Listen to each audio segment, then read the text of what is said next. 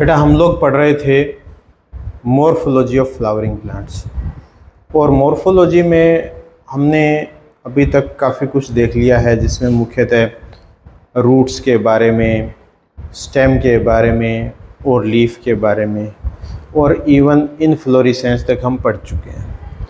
Inflorescence मतलब arrangement of flowers, ठीक है, वो हम देख चुके हैं। अब सबसे महत्वपूर्ण पार्ट आता है फ्लावर। फ्लावर की स्टडी सबसे महत्वपूर्ण है। कारण ये है कि फ्लावर के बेसिस पे ही, अगर आप आगे की हायर क्लासेस में देखेंगे, जो इनका क्लासिफिकेशन है वो फ्लावर के बेसिस पे ही है। फ्लावर को सही ढंग से पढ़ना आपके लिए आवश्यक है। उसके लिए कुछ टेक्निकल टर्म्स हैं, कुछ तकनीकी शब्द हैं जिनको आपको बिल्कुल ध्यान में रखना चाहिए, कंसिडरेशन में रखना चाहिए। अगर उन शब्दों को आपने आज ध्यान नहीं दिया तो हमेशा ही आपके लिए वो प्रॉब्लम बने रहेंगे। तो हम बहुत इसको आराम से पढ़ेंगे और बहुत जल्दबाजी नहीं करेंगे, और अगर लगा कि आज के लेक्चर में कंप्लीट नहीं होगा तो एक इस पे लेक्चर और कर लेंगे, लेकिन इसको पढ़ेंगे आराम से। आप भी अपने दिमाग को यहीं पे कंसंट्रेट करके रखिएगा जब फ्लावर को हम पढ़ें, तो क्योंकि बहुत चीज़ें हैं इसमें, बहुत सारी चीज़ें हैं, बहुत सारे टेक्निकल टर्म्स हैं। अभी तक मॉर्फोलॉजी में जितने आपने लीफ में, स्टेम में, रूट में, किसी में ही नहीं देखे, और यानी इवन सभी में मिलाकर के जितने टर्म्स हैं उससे ज़्यादा टर्म्स एक फ्लावर में। ठीक है, तो फ्लावर शुरू करते हैं हम।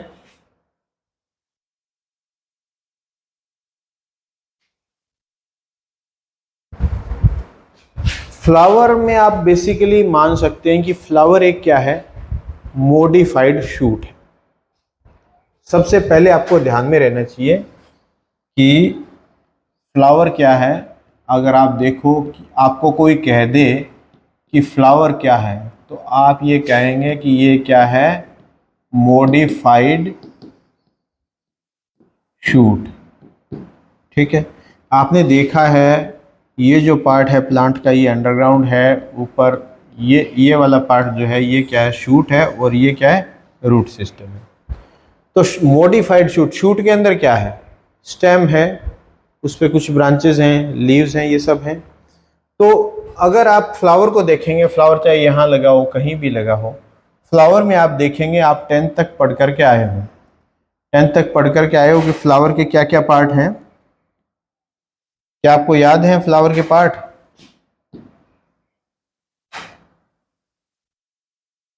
थोड़ा सा रिकॉल करने का प्रयास करेंगे तो आपको सारी चीजें याद आ जाएंगी।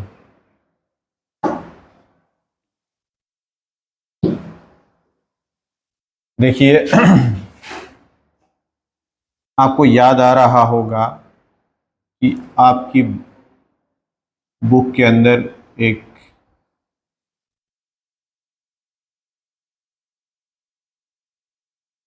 क्या हुआ बेटा,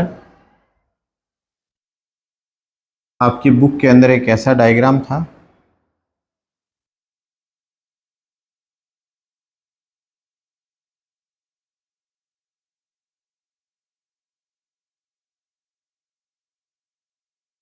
चाहो तो आप इस पार्ट को, इन पार्ट्स को दोनों तरफ भी बना सकते हैं, या अगर आप रिप्रेजेंट करके केवल समझाना चाहते हैं तो आप एक तरफ बना करके भी इसे समझा सकते हैं। ये देखिए, ऐसा चित्र तो आपको याद आ रहा है। अगर आप इसको ऊपर से देखते हैं, फ्लावर को ऊपर से देखते हैं, ऊपर से देखते हैं तो आपको क्या क्या दिखता है। सेंटर के अंदर आपको दिखता है गाइनोसियम, उसके चारों ओर दिखते हैं आपको एंड्रोसियम, फिर उसके चारों ओर दिखते हैं आपको जो कलर्ड पत्तियां हैं वो दिखती हैं, उसके चारों ओर जो आपको ग्रीन कलर वाली पत्ती जैसी संरचना है वो दिखती है। अगर आप ध्यान दो तो यहां पर आप कैसे स्टडी करेंगे, सबसे बाहर की तरफ वाला जो पार्ट है, यानी इसकी बात कर रहा हूं मैं, ये वाला, तो ये क्या है, कैलिक्स। याद रखना, ये जो सबसे बाहर का जो पार्ट है कैलिक्स। इसको थोड़ा सा स्पष्ट बना देता हूं, आपको सही समझ में आएगा। बीच में तो आ गया गाइनोसियम, इसके चारों ओर हैं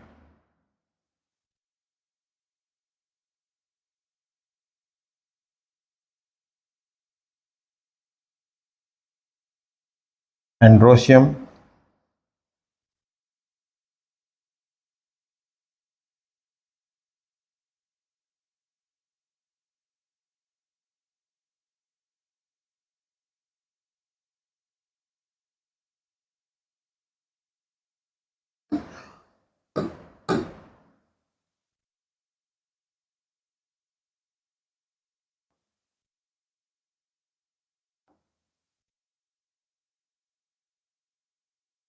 ये इस तरीके से। तो सबसे बाहर वाला जो पोर्शन है आपको वो जो दिखाई दे रहा है, ये जो हमने ग्रीन कलर का बनाया है, ये क्या है?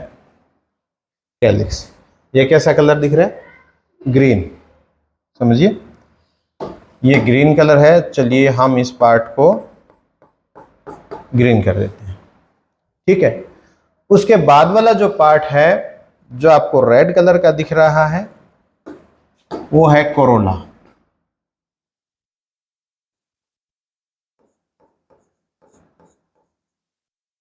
ये वाला, इसको हम रेड कलर से कर देते हैं, ठीक है। इसके बाद का जो पार्ट है वो आपको दिख रहा है एंड्रोसियम।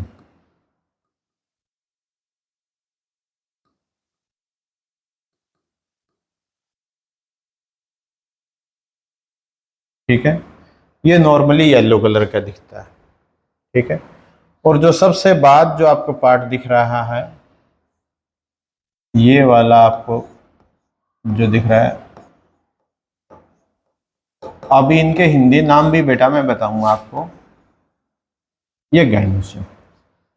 अगर आपको अरेंज करना पड़े, सुनो ये ध्यान से देखिए, हम बिल्कुल बेसिक से पढ़ रहे हैं, बहुत बेसिक से पढ़ रहे हैं। अगर आपको अरेंज करना पड़े कि बाहर से अंदर की तरफ फ्लावर्स का क्या सीक्वेंस रहेगा, फ्लोरल पार्ट्स का, तो आप देखिए सबसे बाहर कौन है? कैलिक्स, उसके बाद करोला, और उसके बाद एंड्रोसियम, और सबसे अंदर कौन है? गाइनोसियम, ठीक है। अब बात कर रहे हैं, हम कह रहे थे कि ये क्या है? मॉडिफाइड शूट है। मॉडिफाइड शूट कैसे है? अगर आप इनकी स्ट्रक्चर को देखो ध्यान से, बेसिकली ये क्या है? देखिए फ्लावर के ये पार्ट तो हैं, ये तो मेन पार्ट हैं, इसके अलावा कुछ पार्ट और हैं, जैसे इसको बोलिए पेडिसेल, ठीक है। ये हो गया थैलेमस।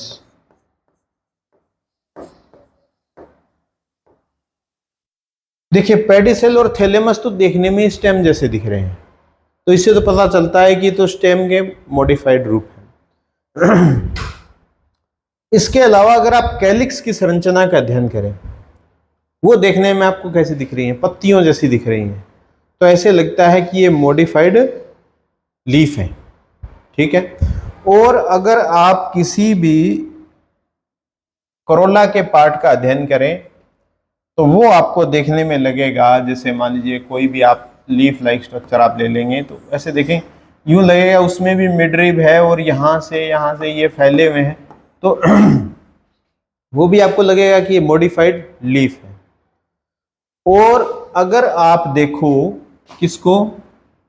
एंड्रोसियम को, तो एंड्रोसियम में आपको दो चीज दिखती है बेटा, ये तो है फिलामेंट और ये है एंथर। अभी कुछ चीजें और देखेंगे। ये जो एंड्रोसियम है, गाइनोसियम है, ये एक तरीके से पूरे वर्ल्ड का नाम है, पूरे चक्र का नाम है। तो अगर इसकी एनाटॉमी को अध्ययन करें ना, इसकी स्ट्रक्चर को अध्ययन करें, तो आपको समझ में आता है कि जैसे बहुत प्रिमिटिव जो प्लांट्स हैं वहां पर क्या था कि ये पत्तियों जैसी संरचना थी, यहाँ पर एंथर थे, ये वाले एंथर, और बीच में मिडरिब थी, और ये इस तरीके से थे। तो धीरे धीरे during the course of evolution ये चीज़ छोटी होती गई, इतनी छोटी हो गई कि इसने किसका रूप ले लिया? फिलामेंट का रूप ले लिया, और एंथर पास पास में आ गए। तो ये भी क्या है? पत्तियों का रूपांतरित रूप है।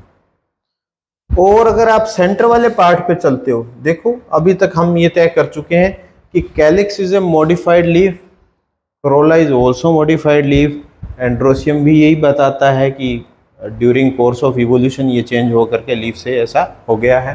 और गाइनोशियम, गाइनोशियम को तो आप अभी भी फील कर सकते हो। अभी जैसे अगर आप कोई भी फ्रूट देखोगे, कोई भी फ्रूट अभी है हमारे पास अवेलेबल है, इसमें भी संभव हुआ तो आपको दिखाएंगे। कोई भी फ्रूट देखोगे, लेकिन आपको मैं बेसिक से कुछ एग्जांपल देता हूँ जिससे आपको समझने में बहुत आसानी होगी। अगर आप मटर को छीलते हैं तो मटर का वो फ्रूट है, वो मटर का फ्रूट है, उसमें से बीज आप निकालते हैं, सीड निकालते हैं, ठीक है। उसका जो छिलका है, क्या आपको ऐसा नहीं लगता कि ये पत्तियों से मिलकर बना है? देखने में लगता है ना, पत्तियों जैसा ही लगता है। तो वो क्या है कि वो कहलाता है कार्पल। वो बिल्कुल पत्तियों जैसी संरचना होती है। ऐसे मानो कि वो एक ही पत्ती जो है वो इकट्ठी होकर के और दोनों मार्जिन उसके चिपक गए हैं। इस तरीके से मैं आपको समझाता हूं बेटा। जैसे जैसे ये लीफ है, इसको ग्रीन कलर से बनाना ज़्यादा एप्रोप्रिएट रहेगा। ये लीफ है, ये इसकी मिडरिब है। अगर इसको मैं फोल्ड कर दूं,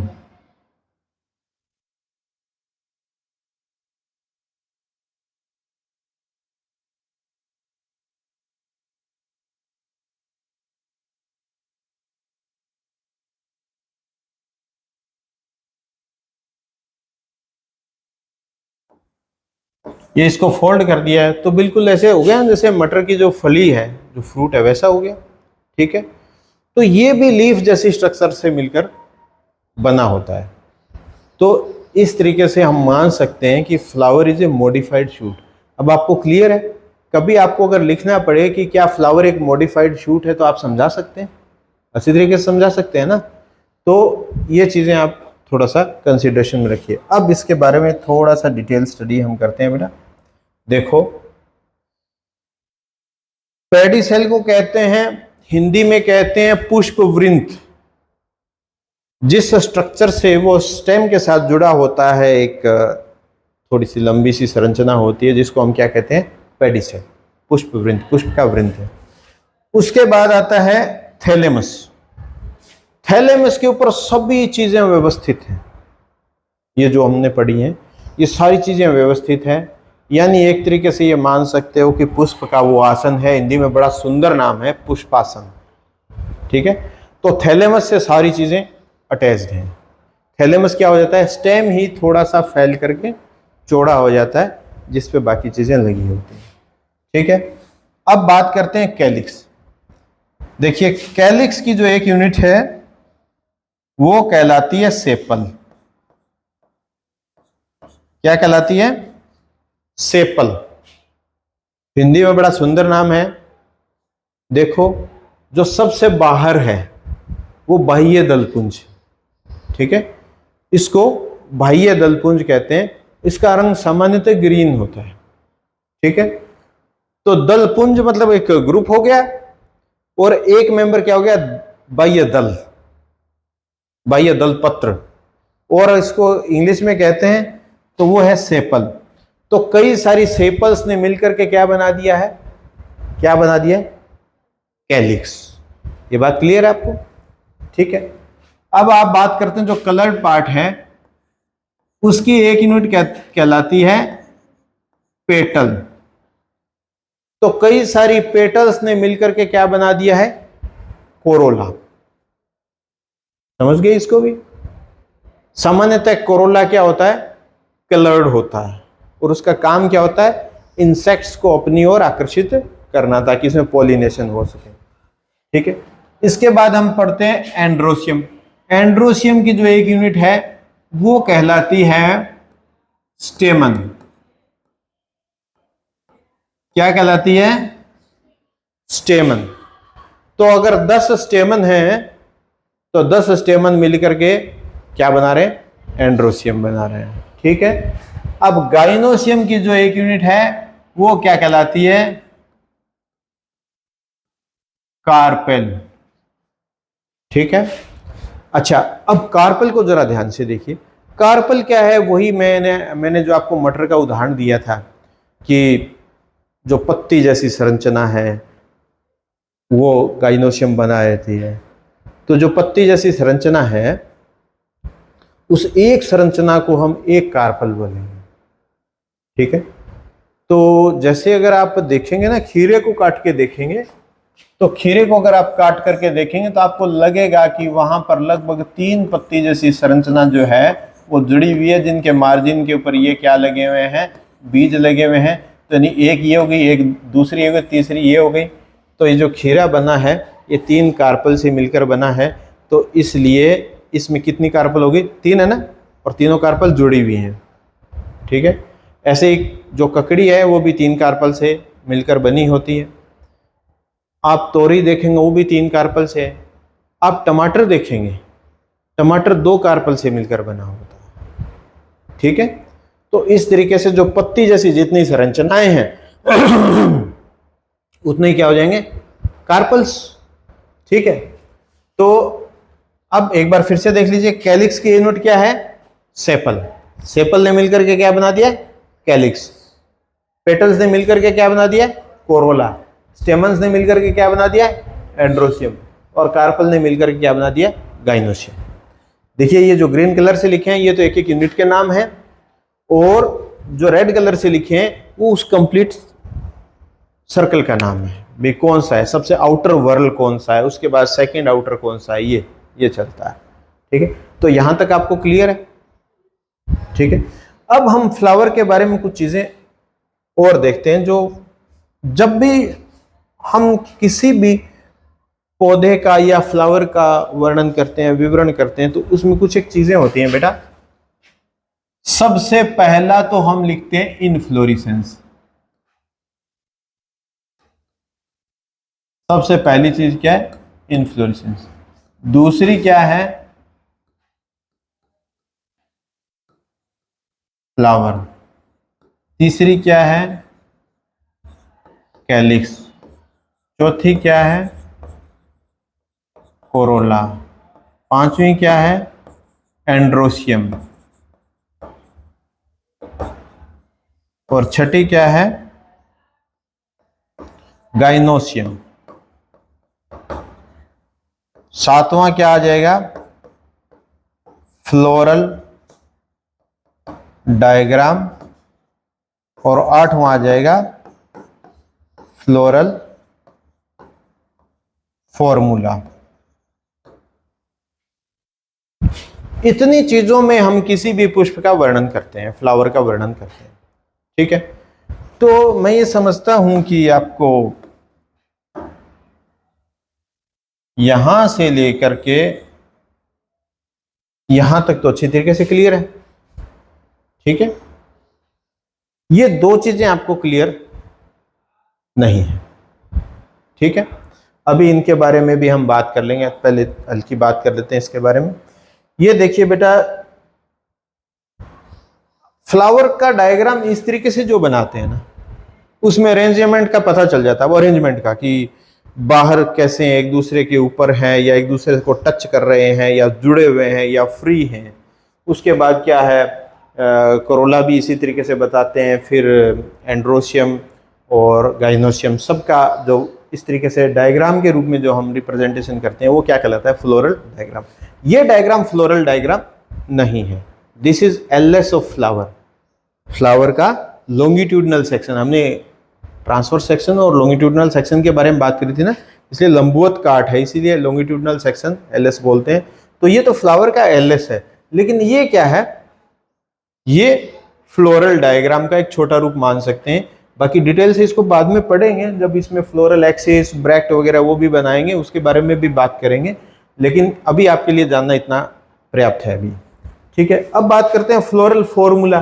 फ्लोरल फॉर्मूला क्या है, फ्लोरल फॉर्मूला क्या है, एक ऐसा देखोगे आप,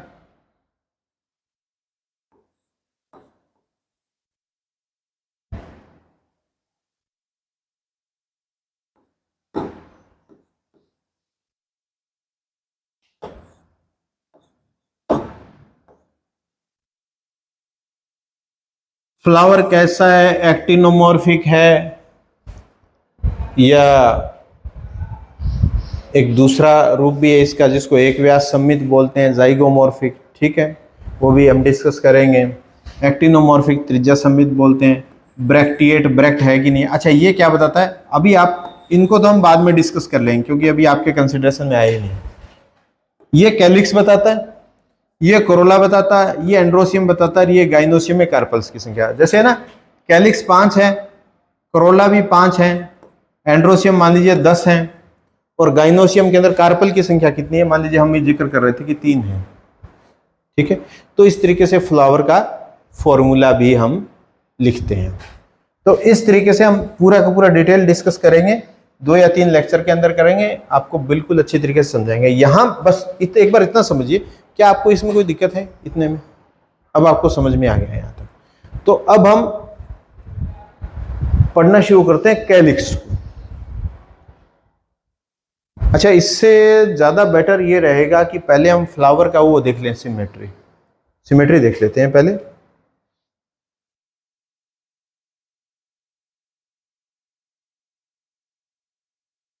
फ्लावर की सिमेट्री क्या है, क्योंकि ये थोड़ा सा हमने एनिमल किंगडम में भी पढ़ा हुआ है इसको, तो आपको थोड़ी आसानी रहेगी। फ्लावर को अगर आप ध्यान से देखेंगे, कोई भी फ्लावर है,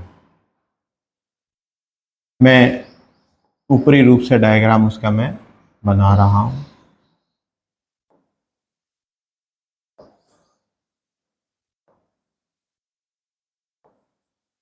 ये फ्लावर है, ठीक है। आप इसको चाहे ऐसे काटते हैं, चाहे ऐसे काट दें, चाहे ऐसे काट दें, किसी भी एंगल से आप काटेंगे तो ये बराबर 2 भागों में बंटेगा ना। इसका मतलब ये क्या है कि ये है एक्टिनोमॉर्फिक। इसको बोलते हैं क्या है, actinomorphic. And this is similar to radial symmetry. ठीक है, रेडियल सिमेट्री। तो एक्टिनोमॉर्फिक को हम जो फ्लोरल फॉर्मूला में जो निशान है वो इस तरीके से रिप्रेजेंट करते हैं। एक्टिनोमॉर्फिक पे किसी भी एंगल से काट लो, फ्लावर 2 भागों में बंटेगा। अब कोई ऐसा फ्लावर भी है क्या जो बराबर 2 भागों में ना बंटे? देखा है आपने कभी? मटर का फ्लावर देखा है क्या आपने? चने का? चने नहीं होते आपके खेतों में? तो चने का फ्लावर देखो, वो बहुत इजीली मिल जाएगा आपको। उसमें क्या है, आपको ऊपर एक बड़ा सा पेटल दिखेगा और नीचे 2 छोटे छोटे पेटल दिखेंगे, तो फ्लावर ऐसा दिखेगा। तो उसके अंदर तो क्या है कि केवल एक ही एंगल ऐसा बनता है ना जिससे बराबर 2 भागों में बंट जाए। ठीक है, ऐसे काटेंगे तो बराबर 2 भागों में नहीं बंटेगा ना। तो देखिए, वो जो ऐसा फ्लावर है वो क्या कहलाता है, जाइगोमॉर्फिक। एक तो हो गया एक्टिनोमॉर्फिक और दूसरा क्या हो गया, जाइगोमॉर्फिक। अब एक बार फिर से, एक्टिनोमॉर्फिक क्या है, त्रिज्या सममित बोलते हैं, किसी भी एक से ज्यादा एंगल उसमें बनते हैं जिससे कि फ्लावर को 2 भागों में बराबर भागों में बांट सकते हैं। ठीक है, और जाइगोमॉर्फिक में केवल एक ही एंगल ऐसा बनता है जिसे फ्लावर को 2 भागों में हम बांट सकते हैं। तो एक्टिनोमॉर्फिक, जाइगोमॉर्फिक आपको क्लियर है। ठीक है, अब दूसरी चीज आप और देखते हैं, फ्लावर कैसा है। देखो बेटा, आपने थैलेमस देखा, थैलेमस तो आपको याद है, थैलेमस कैसा था? आपने ये देखा कि ये इस तरीके से थैलेमस आया, ये, और इसके ऊपर क्या बना हुआ था, ये ओवरी लगी हुई थी। अगर आप गौर करेंगे तो यहां पर ये पेटल्स, सेपल्स ऐसे लगे हुए थे। ठीक है, और यहां पर क्या है, ये एंथर। तो इसका मतलब थैलेमस के साथ इसका संबंध देखिए और ओवरी के साथ संबंध देखिए। ठीक है, ओवरी देखिए, बाकी पार्ट ओवरी के नीचे से निकल रहे हैं ना। ठीक है, ओवरी ऊपर है तो ओवरी सुपर है, इतना याद रह जाएगा। ओवरी ऊपर है तो वो सुपर है। तो ऐसी कंडीशन में इसको, ओवरी को क्या बोल रहे हैं कि ये क्या है, सुपीरियर है। और जब ओवरी सुपीरियर होगी तो बाकी जो फ्लावर पार्ट है वो इसके नीचे से निकल रहे हैं, तो उसको क्या बोलेंगे कि वो गाइनोसियम के नीचे निकल रहे हैं, फ्लावर हाइपोगाइनस। तो ओवरी सुपीरियर होगी तो फ्लावर पक्का ही क्या होगा, हाइपोगाइनस। ये तो केवल ओवरी है। फ्लावर के बाकी पार्ट के बेसिस पे हम फ्लावर को डिफाइन कर रहे हैं। तो ओवरी तो क्या होगी, सुपीरियर, और फ्लावर क्या हो जाएगा, हाइपोगाइनस। अब दूसरी स्थिति की कल्पना करें कि मान लीजिए जो थैलेमस है वो थैलेमस ऐसे बढ़ गया और प्याले का आकार ले लिया इसने इस तरीके से, ठीक है। और जो ओवरी है